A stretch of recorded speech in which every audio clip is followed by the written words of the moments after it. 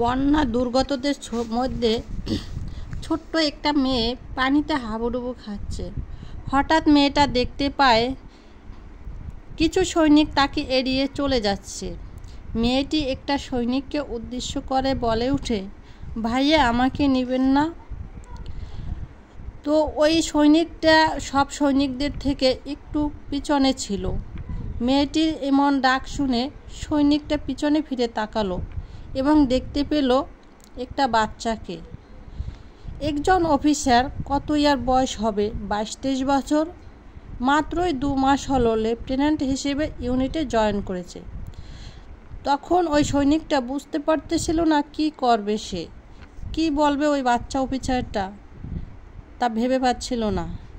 এত সময় অধীনস্থ সৈনিকরা সবাই চলে গেছে সামনের দিকে, এমনকি রেস্কিউ বোটটাও সে দেখা যাচ্ছে না।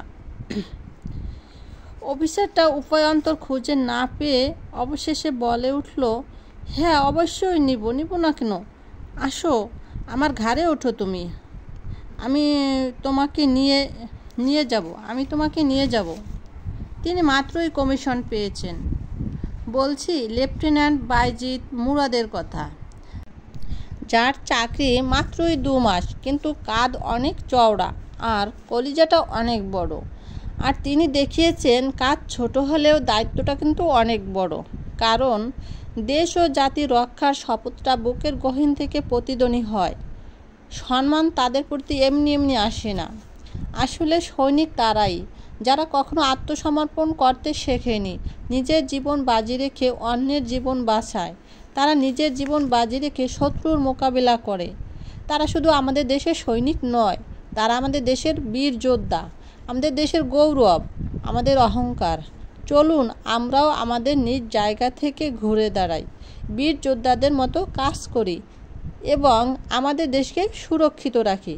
সকল সৈনিকদের জানাই স্যালুট। তো গল্পটা আপনাদের কাছে কেমন লাগলো? আসলেই কি এটা গল্প? না, এটা গল্প না, এটা বাস্তব চিত্র। বাস্তবেই এমন একটা ঘটনা ঘটেছে যেটা আমি আপনাদের সামনে তুলে ধরলাম। যদি ভিতরে কোনো ভুল ত্রুটি থাকে অবশ্যই ক্ষমা দৃষ্টিতে দেখবেন। চলে আসলাম রান্নার কাজে। তো আজকে কিন্তু আমি এখানে কই মাছগুলো ভেজে নিয়েছি আর কিছু আলু কেটে নিয়েছি। তারপরে তো দেখতেই পাচ্ছেন আমি কিন্তু মশলাটা ভালোভাবে কষিয়ে নিলাম, আর কষিয়ে এরপরে আমি আলুটাও কষিয়ে দিচ্ছি। কষানোর পরে এর কিছু সময় কষিয়ে তারপরে কিন্তু ঝোলের পানি দিয়ে দিলাম, আর ঝোলের পানি দিয়ে তারপরে কিছু সময় ঢেকে রেখে এরপরে বলক আসছে, আর বলক আসার পরে মাছ দিয়ে দিলাম। তার কিছু সময় ঢেকে রাখার পর এই তো দেখতে পাচ্ছেন আমার তরকারি কিন্তু অলরেডি হয়ে গেছে। কই মাছটা ভুনলাম মশলা দিয়ে, আর সাথে দিয়ে দিলাম কিছু আলু। শুধু মাছ দিয়ে খাওয়া হবে না, ভেবে নিলাম যে 2টো আলু দিয়ে দিই, এরপরে 2টো আলু দিয়ে দিছি। তো আমার আজকের রেসিপিটা আপনাদের কাছে কেমন লাগছে অবশ্যই কমেন্ট করে জানাবেন, আর আমার গল্পটা কেমন লাগছে তাও জানাবেন। যদি ভিডিওর মাঝে কোথাও কোনো ভুল ত্রুটি থাকে তাহলে অবশ্যই ক্ষমা দৃষ্টিতে দেখবেন। আর পরবর্তী ভিডিও পেতে অবশ্যই আমার ফেসবুক পেজটি ফলো দিয়ে রাখবেন আর ইউটিউব চ্যানেলটি সাবস্ক্রাইব করে নেবেন। দেখা হবে নেক্সট ভিডিওতে।